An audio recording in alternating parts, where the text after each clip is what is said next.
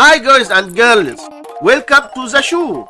On today's journey, 15 divided by 15, which equals 1, and 10 divided by 10 equals 1. Now we have this problem, 1 divided by 1, which equals 1. But this answer is not correct because according to the order of operations, we must do this division, then this division, and at last this division. So we have first this division, 15 divided by 15 equals 1. So we have 1 divided by 10 divided by 10, and we can write this part as 1 over 10 divided by 10. So we must keep the first fraction 1 over 10 and change division to multiplication